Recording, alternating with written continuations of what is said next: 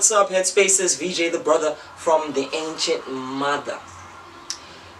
Now we live in times where the pace of music and culture has increased at speeds that are so rapid that a lot of what comes out today can be quite aptly regarded as snackable content. Music for very short periodic moments, music that doesn't carry much longevity beyond a certain purview of time.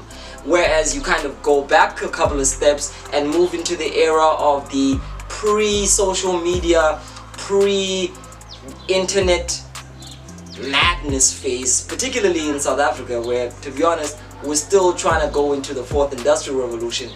Music was always grounded in the impact that an artist could make with a couple of songs for a significant amount of time. We come from an era where one album could be a 3-year stint, a tour included with the narrative to match.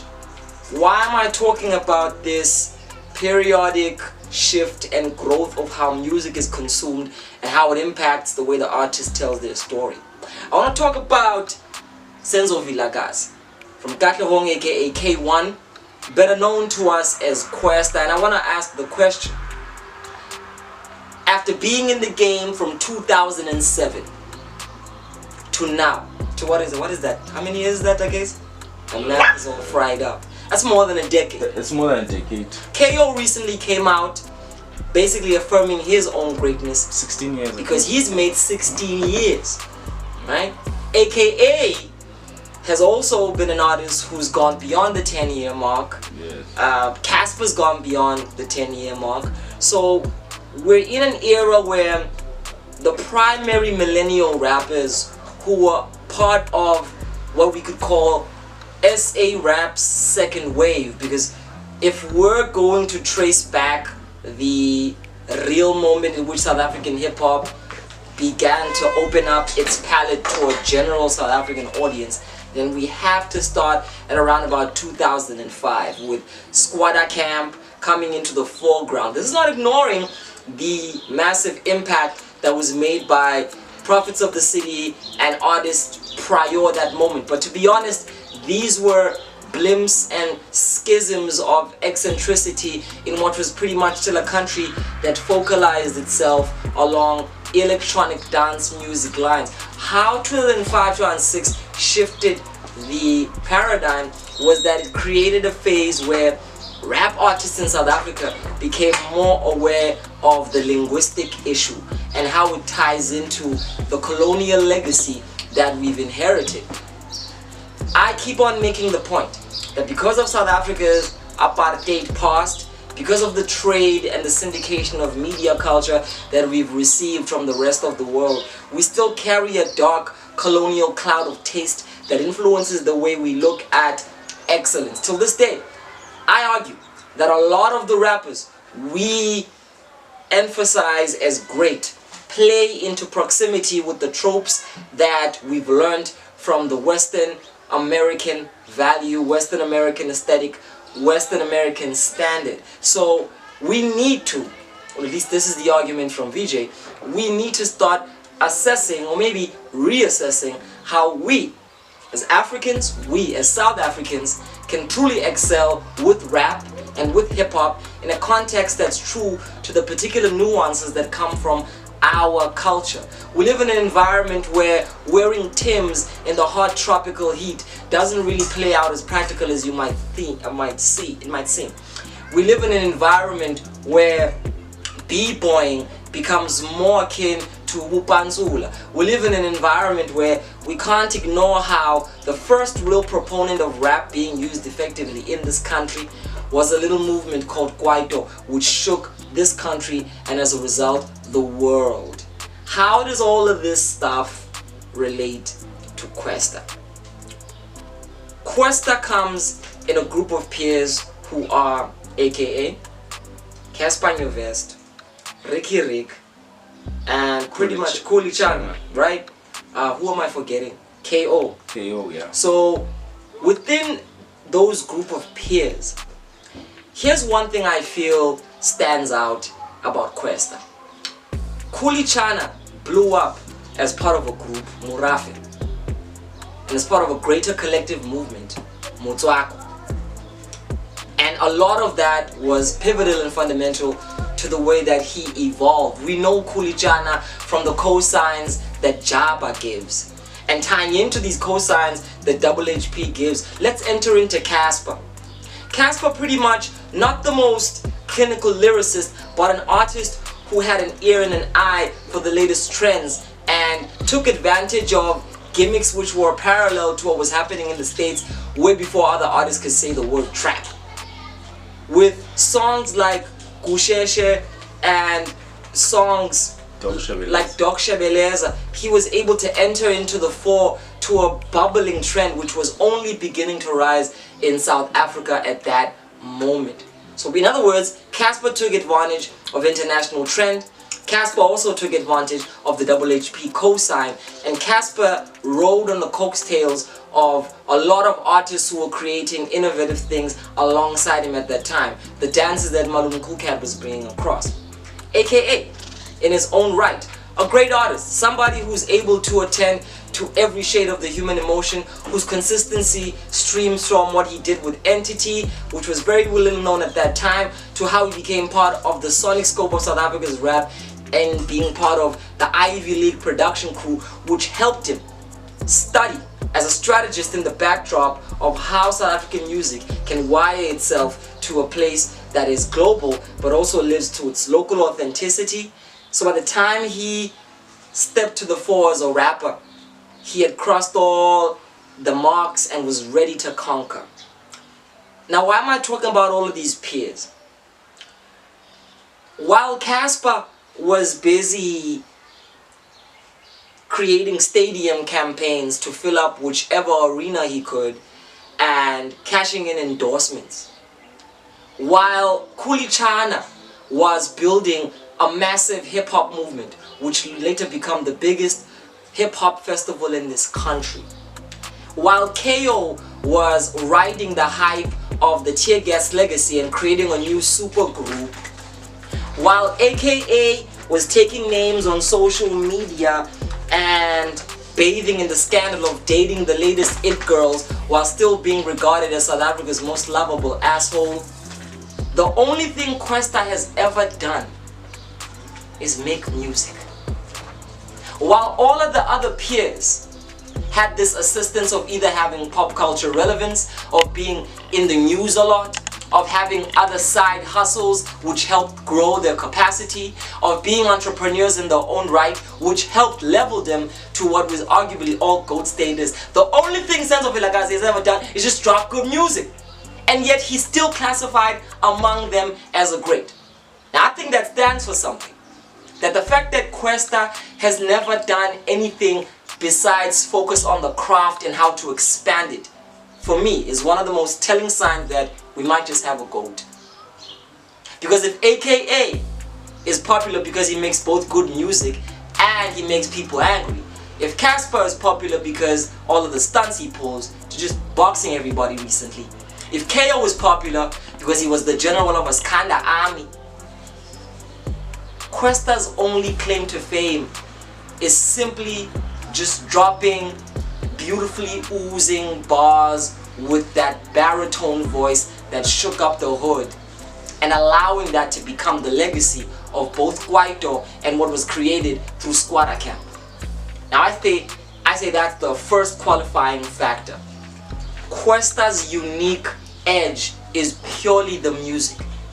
He's reserved, he's skinny, he doesn't really stand out, he's never used his face to trend, he's not the most good looking of cats, not ugly too, but he's never cashed in on all of these other aspects that capitalism uses to create a perfect archetype of the ultimate celebrity.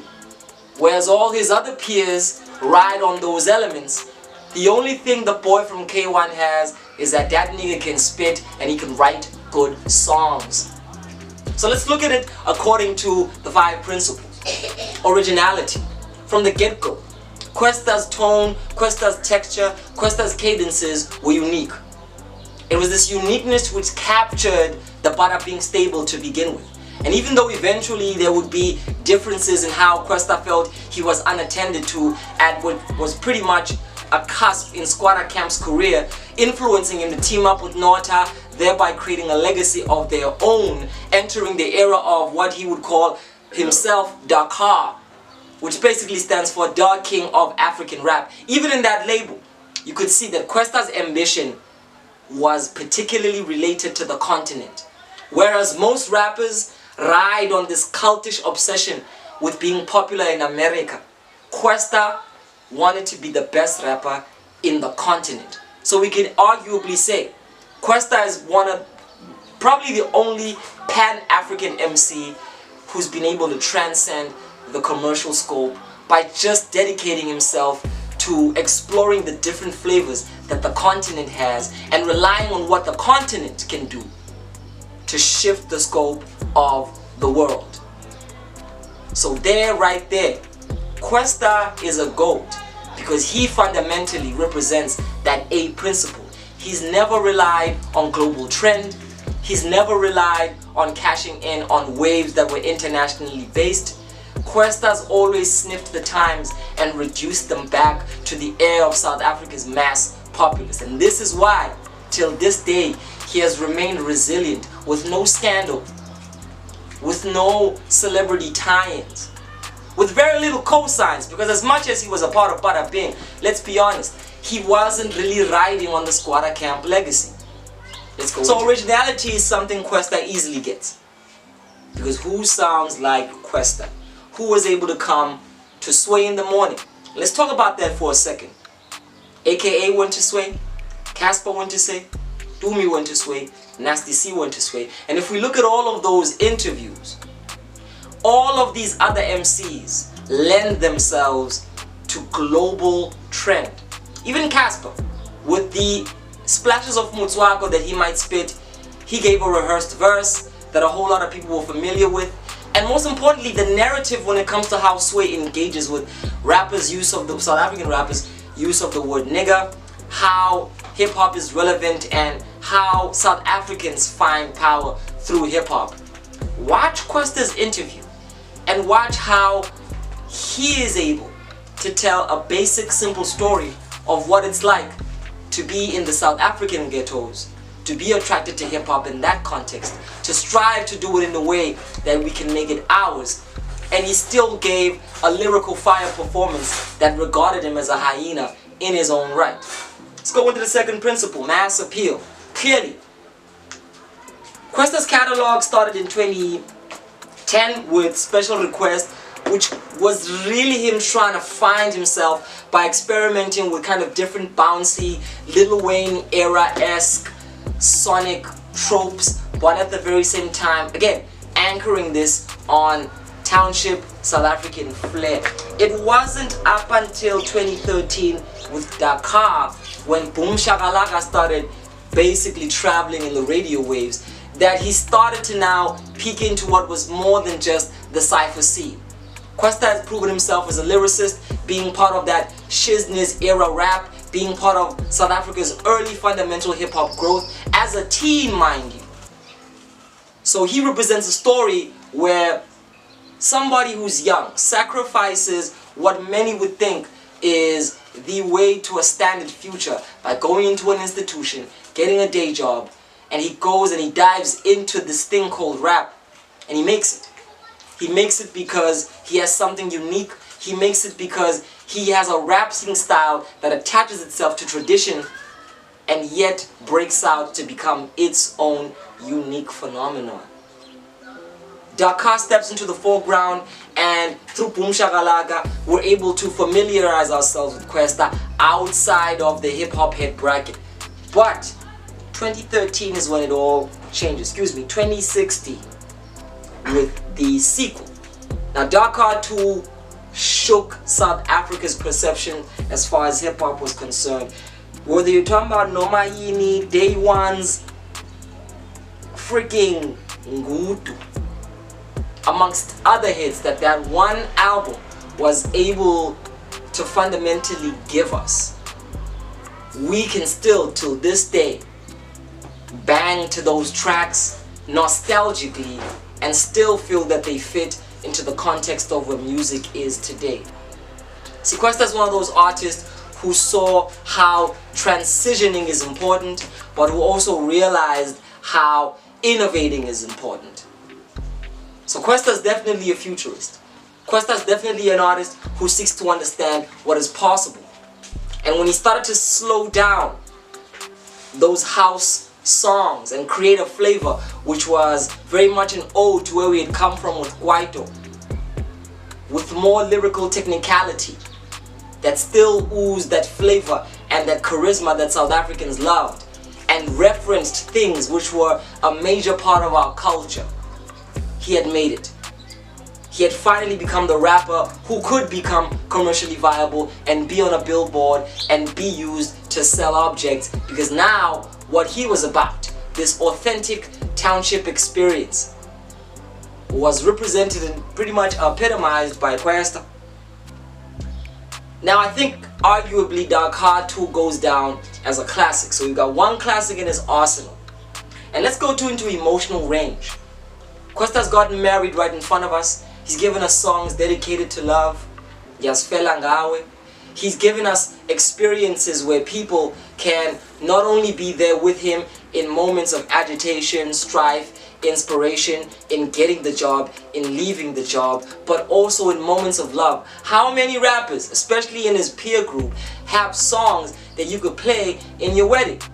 How many rappers understand the importance of expanding the baggy jeans and a snapback aesthetic and tapping into the everyday lives of South African people as they try to survive in this country? KWESTA's done that. KWESTA's had a song for each experience. So definitely that speaks to emotional range. Technicality. Again, you know KWESTA when you hear KWESTA. You know the slow drawl. You understand how he uses his bass and the texture of his voice to give us both charisma, but also give us serenading that appeals to probably the female market, and if you roll out on like a lot of the males. KWESTA is a rapper who understands how to work within the limits of his vocal range and to express that to the fullest. KWESTA understands how to take legacy and turn it into the present moment. Now let's go into the last principle. He's original, he's got the mass appeal, he's got the emotional range, he's definitely technical. Has he been consistent? We're talking 2007 to this moment we are in today, where there are still people anticipating another album. His last project was God Guluva, which basically gave us songs like Njandin, which still as part of this echoing into his legacy. I'm not sure if I'm probably making a mistake. Isn't Njandin on that latest project or? No, it is. Okay, yeah. So there is a foundation KWESTA's built with that slow house-inspired hip-hop sound, and it's something still yet to be explored. Even in the context of piano, KWESTA's been able to navigate himself and not jump ship, as many of his other peers have done, in trying to incorporate the log drums and trying to cater more to a market that they pretty much alienated to begin with. Come on, let's be honest. Does Sete sound like anything KO was doing with his first Kanda Republic? Does Casper's piano album show us how desperate he is to jump from wave to wave, whether it's the pop smoke drill or any other shit that's happening right now? Does AKA's insistence on using these South African echoes, capitalizing and becoming a celebrity in his own right, do all of these things not emphasize how KWESTA has never given himself to something he will alienate in the end? How in terms of consistency, he's arguably the most consistent of his peer group. Because if you listen to his first project and his recent project, you see an evolution of the same thing. You see an expansion of the same palette. You see the growth of the same artistic motif. So if anything, KWESTA proves that if you understand what you bring and you understand how to adapt to the times yet still remain core to that particular sound that people associate with you, you can outlive any trend that comes and goes. Many say he's yet to prove himself. Maybe another album will really start to rattle cages and give us a more thoroughly well-concerted answer into whether or not he's the GOAT. He's working with Kabza now. Okay, let's see what happens there. Does KWESTA's growth from 2007 to 2022, with virtually being his own artist, from Bada Bing to the Dakar era to the rap life era, KWESTA's never attached himself to grander themes other than just being an artist for the people and making music that can appeal to a broad scope of the South African experience. So what might count against KO being mostly with the group for most of his long career, what might count against AKA being part of a group in the production and in the music aspect, and also being strongly affiliated with South Africa's first era of rappers, what might count against the huge Jabba cosigns that Casper was getting from one of the most influential artists of our times, and how he's been able to capitalize in being hip-hop, South African hip-hop's most consistent businessman. Same with Kuli Chan. Again. Meanwhile, in the meantime, all KWESTA has done is make good music for all of these years. I say that's GOAT material. I say that that means he's the greatest of all those times he's passed through. He's still been able to play amongst the echelon of the mid to late 2000s to where we are right now. He's been able to capture the hearts from boomers to millennials to Gen X to Gen Y to Gen Alpha. KWESTA is a name that everybody in South Africa is at least familiar with and can sing one song from just their memory. And is somebody their heads can respect because he's given us bars, but is also somebody the industry can respect because he's an incredible songwriter. Now, what more do you want? What more does an artist have to do to be considered the greatest of all time? One classic album in the bag, a whole bunch of different songs that reached the country splattered across his catalog, but a consistent streak as his own man, as his own artist, with a style that remains true to him, and most importantly, with an unwavering dedication to not being a rapper imaging himself after America, but to being the king of African rap. I wouldn't go as far as saying African rap, so maybe he is the king of South African rap. Thank you, KWESTA. Thank you for being a generation, being part of a generation of artists who taught us how to reinvent hip-hop in a way that empowers us. Thank you for decolonizing rap. Thank you for decolonizing hip-hop and continuing to be one of the few artists that are given respect from both the rap that came from Kwaito and the rap that comes from South African hip-hop, and still be able to be in the midpoint and still be regarded as a popular artist. Not many have done that. That's what GOATs do. My name is VJ, the brother from the ancient mother, and I'm here to tell you that KWESTA is the greatest of all time.